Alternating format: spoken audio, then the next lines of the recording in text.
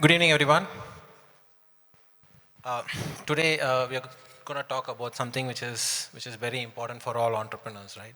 How do you build a profitable and sustainable business, right? Especially in the current VC-funded companies and where there are a lot of focus on valuation, right? The focus on building profitable and resilient business, right? Is something that is core for building more valuable business, but is that the focus in most of the funded companies, right? Uh, so without uh, wasting a lot more time, uh, my first question, I think, Satvik, right? See, I think you've been in the wealth management side. You've invested or you've advised your clients in terms of investments, and you've seen a lot of companies, right, for over 2 decades that have consistently delivered value, right? And there are and those companies which have consistently delivered value, you call them resilient and creating value for the shareholders, right?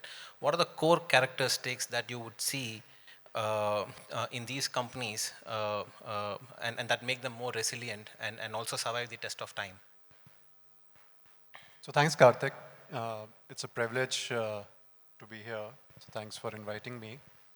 I think I'll try and answer this question from two vantage points that I've had. First is as an observer of entrepreneurs who've created phenomenal businesses over the last sort of close to 25 years that I've worked with them.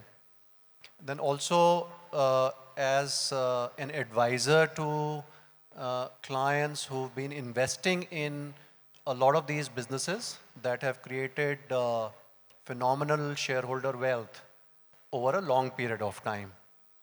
And I think in some of the earlier sessions, some examples were taken, but let me sort of take another one today, which is that of Pidilite Industries, to define what a resilient business is. Now, this is a business that was started 60 years back. Today, the business is worth about $16 billion. Just in the last sort of 20 years, this business has delivered a return of 30% per annum to its shareholders. That's phenomenal sort of value creation that has happened. I think businesses can be judged on several parameters: scale, profitability, rate of growth. To my mind, the most important parameter to judge a business on is resilience.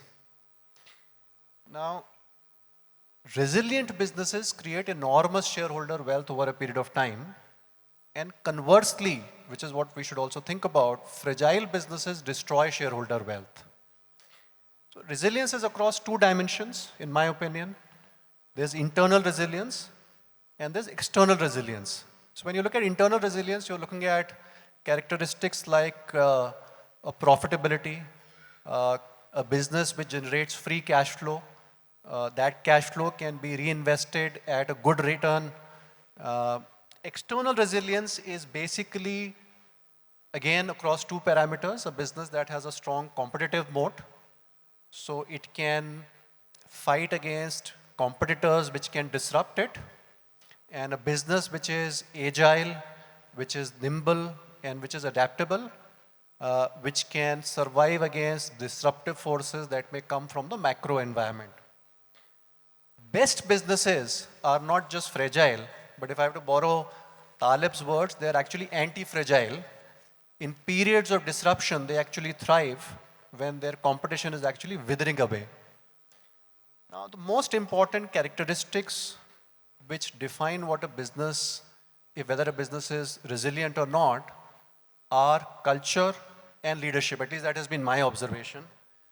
Culture is what every employee of the company does when nobody is looking, right? It's what you do on a day-to-day basis, every employee. Now, that culture of frugality, of financial discipline, of operational excellence, I think is a big driver of resilience. On the other hand, when we come to things like leadership, leadership is what shepherds the company during periods of disruption.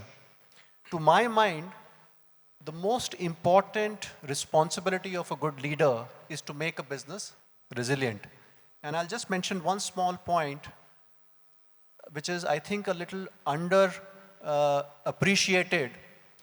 Leadership starts with managing your own self, right? As far as the parameter of resilience is concerned, managing your own physical and mental health, managing your own family dynamics. Lot more businesses, especially in India and I would say globally, have got destroyed because the next generation could not keep its act together and the family could not stay together. And over a period of time, the business withered away. So that's, I think, the way I would see that. Very well said, Satvik. See, I think Mr. BB. So Satvik gave the example of Pidilite, right? Pidilite, you will call them as somebody who's been there for many years in the traditional business, right? But as an investor, you're investing in new age companies, right? They don't have a fairly long track record, right, to determine whether they are resilient or not, right? But you look for certain characteristics that make them, but that make you believe that they're going to be resilient going forward, right? So what do you look for in your investments, and what are the characteristics that you look for in a startup that you feel that these businesses are going to be more resilient going forward? Hi. So the first of all, I always tell these young founders, in spite of the companies who are becoming the unicorns with a negative bottom line, but I always tell the young founders that you need to balance between the valuation, profitability, and yet have a resilient. In case if the things go wrong, they should be in a position to pivot the business, you know. So this is the key message I give. That is the only the type of companies we select. Even before selecting the companies, we do analyze these scenarios. In case if this so and so thing happens, how do you respond, you know? I'll give an example. During the COVID, we all seen several companies getting impacted. One of our company, as a portfolio company, they could able to pivot and they grown the business in the COVID, right? Not just that, after the COVID, because they are focusing on a profitability and sustainable, long-term sustainable thing, they could able to split that company into the two. One is a product company and the other services company, and both of them are doing well. As an investor, what more we want? So fundamentally, the founders should have a balance between the eye on the valuation and the profitability. That's what I like. That's what we keep preaching them also, right? The second point, since you brought up the new age companies, unlike the companies what Satvik has mentioned, we focus on the deep tech, and we believe in our fundamental analysis in 2 to 3 years, if the company becomes a positive bottom line, then only we look at that, right? The reason is, many people 6 years, 7 years back, most of the funds in India were staying away from investing into the deep tech, not knowing deep tech is only the sector that can give you a quick exits. In normal businesses, on a B2B or B2C businesses, they keep on raising the money and, it's a long haul. But we look for the people who can have an eye on the exit as well. And we have seen the companies who are just exited in 18 months, giving a 4x, 5x returns to us, 18 months to 2 years. That will happen only in the B2B segment, deep tech, and deep tech B2B. And in other sectors, it won't happen, So that also we look at. A company, a founder, does he have an eye for an exit, giving an exit to the investors? And that is the same philosophy we have been following. I think we are very happy about our strategy. And in fact, we have 12 portfolio companies giving in excess of 64% IRR with 6 exits and 1 unicorn in the exit, in the portfolio. So my message to the founders is, don't get carried away by the valuations. They are important, but they are very, very dynamic, So rather believe in the bottom line. That's my key message. Of course, in the initial days, you need to, and keep an eye in case if there is something goes wrong, you should have an ability to pivot the business and find a new direction. That is what we require in the founding leadership. So I think one important point you said is like focus on bottom line, right? And we have a founder, Agam. He's backed by some really marquee investors, right? And when you talk about funding, and you typically think that the companies are like burning a lot more cash and then they are raising money. But interestingly, Agam, your company is profitable, and not just profitable, it's PAT positive, right? So how did you manage that, right? And also build a great business in a fairly short period of time. Just take us through that. So, I mean, every business when you start, I mean, it takes time to get to a situation where it becomes profitable.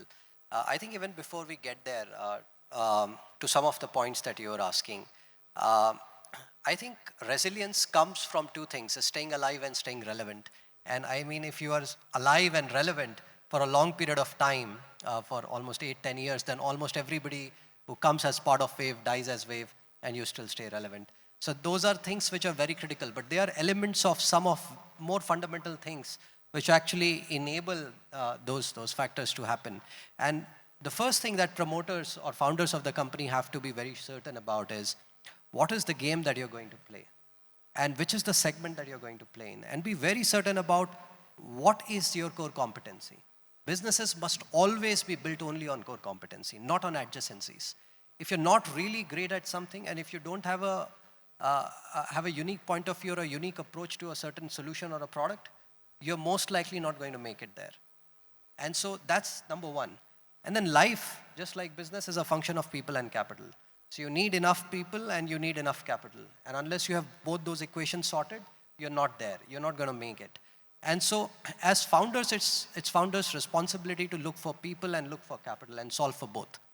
And then, I mean, the next most important thing is, how do you build the culture in the organization?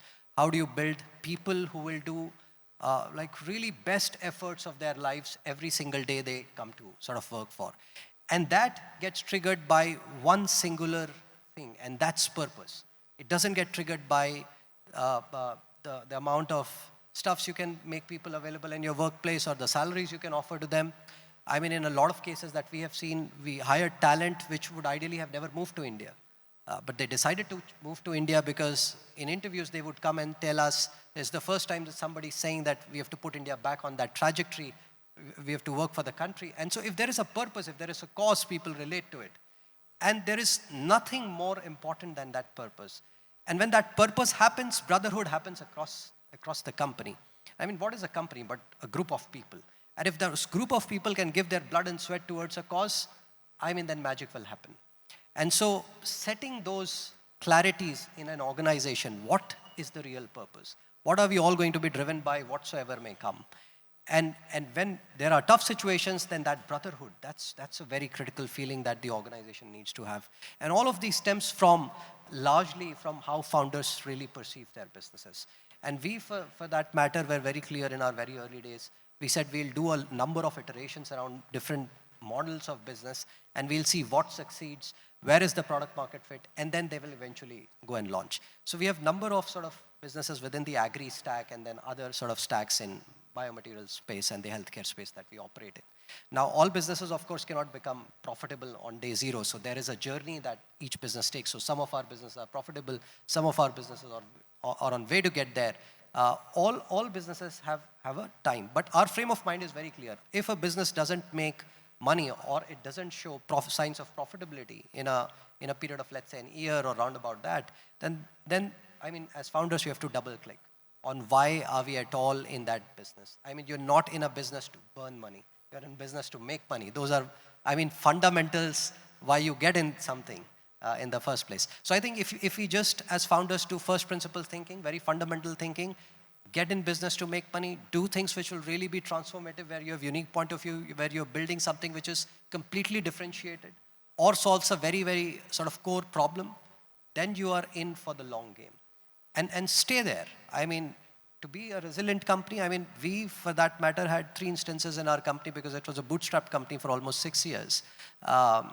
And there were 3 instances where we actually ran out of any capital in the company. And we were a very deep R&D company.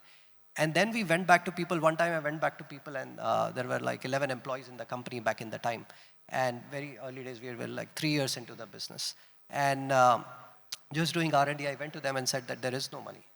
And can you guys support me for 6 months? And 6 months, I'll try to make things better. And nobody left. All of those people stuck. They are still there. And that happens when you have that common goal, common purpose clearly laid out. The other thing that founders also have to do is you have to really make people believe that they belong. Right? I think what is happening in a lot of hurry is that we are keeping culture on the side. And it is the most critical thing. You have to really do everything in your might. It's not just about their professional growth, it's also about their personal growth. And as promoters, it's like our KPI to ensure that they succeed whatsoever in their personal and professional lives. And when you care for them as much, they will come back and care for you. And that's when resilient companies are built in the long term. So it's commendable, Agam, and I think some great points you made, right? Focus on first principles, focus on your core competencies, and focus a lot more on people, because people are the ones who are going to create value for you, right? But I think if I'm looking at these, right? So these first principles and some of the focus that you're bringing to the business is as what, I mean, from whatever I've seen, is as what made some of the great businesses globally, right? And just following up on that, Satvik, right? So on these first principles which you're seeing in some of the traditional businesses, right? If you have to take some of the learnings, right, where companies have built great businesses and created value, right? And if you have to bring those first principles and apply to some of the startups or new age companies, right? What are those according to you? So, Karthik, I think I'm going to sort of start with a point that Utpal had made in one of the earlier sessions. And we are looking at resilience as a characteristics. Resilience by definition, as Agam mentioned, is the ability to stay, ability to keep standing over a really long period of time. To my mind, the big challenge that all businesses are going to face is this transitioning that we are doing from a period of near zero interest rates over the last 30, 40 years effectively, at least in the developed markets, to a period where we may have relatively higher interest rates, at least for the foreseeable future. The outcome of this environment, if it were to actually stay, is that capital will not be abundant. Now, businesses which do not have at least unit economics profitability, forget company level profitability, but at least unit economic profitability, will prove to be extremely fragile in a scenario where capital will be scarce.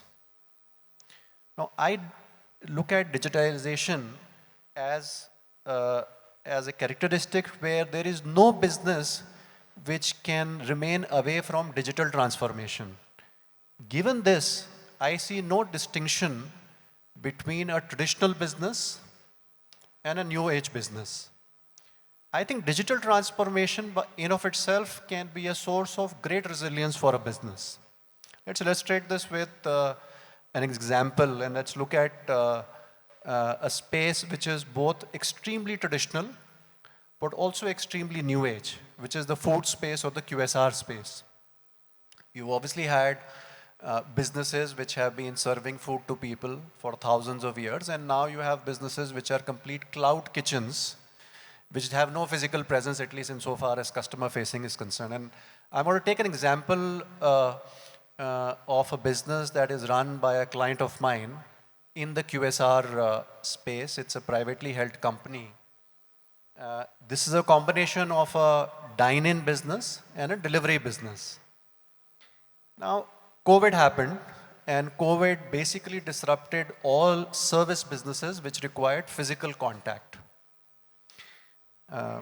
This company also endured hardships, but its culture of frugality, financial discipline, strong leadership, and a very empathetic culture ensured that it survived.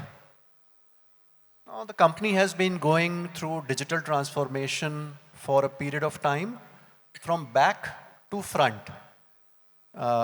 Its supply chain, its manufacturing, which is basically food preparation, its customer-facing processes, which is both acquisition as well as service, its organizational processes, all of these are going through a digital transformation. And I think this process of digital transformation helped at least this business, as I have watched it closely, at least remain standing through this last 2.5 years. And the kind of growth rate that the business is now experiencing is phenomenal. I think the business is probably valued north of $1 billion as we speak now. The metrics for assessment for resiliency for a new age business remain the same as they were for any business in the past. You have to be profitable. You have to have financial discipline. You have to have operational excellence. You have to have adaptability, nimbleness. And to my mind, the characteristics and drivers which will determine resilience, whether a company is resilient or not, are the same that I spoke about in the response to your first question, which is culture and leadership. Everything will follow from that, in my opinion. I would just double click on one of the things that he said. I think there has never been a better time to build than now. It's when market sees the downturn, it's the best time to build because you have unnecessary competition that has gone out of market. There are people who are building on unnecessary sort of capital lying in the bank and they'll just give discounts and stuff and they'll build businesses and that just goes out when you have market down cycles. And then you suddenly have everybody talking more sense and everybody looking at the first principle, basic metrics in business. As promoters, you get sort of a lot of sort of cool head when such down cycles actually come. If you're a good promoter, good founder, you'll actually be more patient. And then it's a very good time to actually look to expand, look to do M&A, look to build sort of new lines, and you have more time to actually build it. So in my sense, these are the periods where you patiently build, and then you wait for the market cycles to correct. And when they do, then you are in the best spot to then pick up capital if your business needs that. And maybe if your business doesn't need it and it's profitable and then you don't need it. But these are the best times to build. And I think this year, specifically this year, and the year that's going to come, there will never be a better time to build business. And to be honest, I think you've demonstrated that, right? So I mean your business was built during the pandemic, and you've grown, and you continue to grow even during I would say probably uncertain economic times going forward. But I think when you look at a startup, right? Startups are like babies, right? So when you start, you need the startups to be nurtured, supported, and you need to enable them to start walking and then growing, right? And BV, I mean, apart from being an investor, you are also an ecosystem enabler, right? So you wear multiple hats as part of what you do. As part of KDEB, like how do you support startups? How do you enable them to grow? And more importantly, like how do you make them stand on their feet and be more sustainable? Yeah, this is a very important, as you know, in a entrepreneurial pyramid, top of the pyramid guys don't need any one of us. There are grassroots entrepreneurs, they know how to build a business, they move on, The middle of the pyramid are the people who take the support of the VCs, and, they create a very efficient, profitable companies. But in our country, at the bottom of the pyramid, there are many, many tech founders. They always deliberate whether to do something or not to do something. These are the people, they need some kind of an intervention from the governments, intervention from the ecosystem partners like the TIE, etc., etc. which is very, very important. In my opinion, if you are able to do that effectively, you are able to convert a 60% of those bottom of the pyramid companies to the next level. Once they go to the next level, after the support of the mentors and all, they know how to build the network. From that perspective, there are 3 or 4 elements which are very, very important, which the KDM is working with the government of Karnataka to make sure those elements are available. The number one, you need to make sure that these guys, the bottom of the pyramid guys, have access to the innovation network. There are COEs because COEs in the cyber security, COEs in the the robotics, COE in the fintech, COE in the biotech, like that. That is an innovation network infrastructure that should be available to the young entrepreneurs. That we are able to create that, and that we are managing it well. The second is an acceleration network where you are able to connect, help these companies. What these guys need, they need 3 things. Number 1 is a visibility. Number 2 is access to the markets. Number 3 is an access to the capital. So we are enabling these 3 things for them to succeed, because once they succeed in 3 elements, they know how to build the business later. Number 3, that is an acceleration. And number 3, we also need to create some seed funds. There are enough seed funds that are available, but I must compliment that the Government of India as well as the state governments are creating that infrastructure. Government of India has the Startup India Seed Fund. MITI has the Samruddh Seed Fund to product companies. And in the Karnataka, we have Karnataka IT Fund. One step ahead, we are creating the cluster focus funds. The reason why we are creating the cluster focus funds are, currently most of the IT industry is concentrated in these urban cities like the Bangalore and Hyderabad. We need to make sure that this industry also spread to the other locations. That's where we can achieve this Bharat IT, the vision of the Prime Minister. So we are using this as a beyond Bangalore as a mission, and helping and supporting the companies in Mangalore, Mysore and Hubli. And that is a great thing. In last 6 months, we could able to identify around 450 companies. And these 450 companies, we call them as a Beyond Bangalore Startup Grid, and we expose them to the Market Connects as well as the Investor Connect. I'm happy to say today, I think in a TiE Global in award, 2 of the companies, one company from Mysore and one company from Hubli, they made it to the top 5 here. Wow. So that is the kind of, the government intervention, which is really help. And, if we do this intervention properly with the support of the government and industry partners, I think we can, as I said, that 60% of the bottom of the pyramid companies can enable to go to the next level. Not just that, we are also trying to create a debt, enablement coming from the bankers. There is a debts that are available, but these bankers never give them, CGTSMA scheme. So we are also working with the bankers to make sure that debt is available to these founders. And specifically in Karnataka, yet another thing that has happened is we created a program called Elevate to identify the startups which are doing pretty well. And there are more than, I think, 1,100, 1,200 companies have applied for that. 475 companies got shortlisted. And this is the first time no state has done. Government of Karnataka has given 164 crores grant to these companies. And all these companies are doing very well. In the absence of that, I'm sure these 475 companies wouldn't have gone to the next level. We are very, very happy that this grant is effectively used, this innovation network and acceleration network, and of course the seed funds are helping these companies. So great, and here's wishing. I think you're doing some tremendous work, and here's wishing Startup India produces a lot more of profitable and resilient business. So the time shows like we have 1 minute, right? Before we close, I have same question for all 3 of you. We are focused a lot more on what companies and entrepreneurs should do. But there are certain pitfalls that companies should be wary of, especially in terms of focusing short term versus long term, right? Agam, I'll start with you, right? So you're running a business.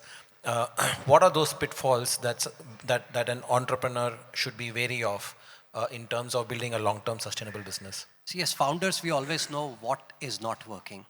And when you have a lot of capital, you just try to make things work because of this certain notion of GMV and stuff.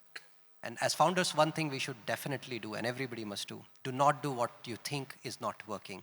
Do not scale what is not working. It's fine to sit with money in the bank and not do anything and let that be sitting quiet.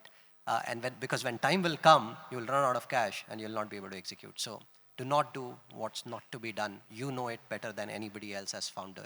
And another very important thing, take always long-term view on people and long-term view on business. Short-term profitability, short-term view never works. So basically, don't chase funding in terms of showing higher revenue. Very interesting. And Satvik. Karthik, I think at least my experience as I've sort of seen entrepreneurs build their businesses, I think every successful entrepreneur, at least that I know of, has brutally focused on the customer, right? And I find there is a lot of tendency, at least in the recent past, to focus on visibility, right? Founders are spending enormous amount of time networking, right? Media interviews. And I appreciate that gives a leg up to the company, but every minute spent away from into this is a minute spent away from the customer, especially at the early stage. I think the founders must talk to the direct customers as much as possible, including even if your business is a B2C business and where your unit of a product is a few rupees or whatever it may be. That is what will help you understand if you have product market fit. That is what will help you understand if this is going to scale at some point in time. I think everything else should be sort of kept aside, to my mind. Great.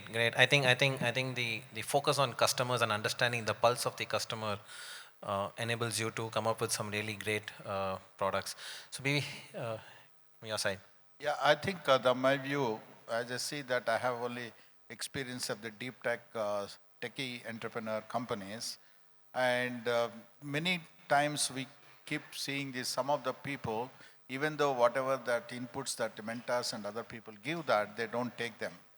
And I've seen that those are the people, at least one company I can tell that guy, in spite of early warnings, he didn't listen to us, finally was to shut the company, right? So the entrepreneurs should be open to the inputs that are they received. They can analyze that and take an objective call on that. That's number one. That's very, very important. The second thing is most of the techie entrepreneurial founders, they're very, very closed eyes, they're focusing on their product. They feel very passionate, very this thing about their product, and less focused on the sales and marketing and branding and visibility. So we keep tell them that, at least, 45 to 50% of their resources and everything, they need to, reserve for the sales and marketing and the branding and visibility.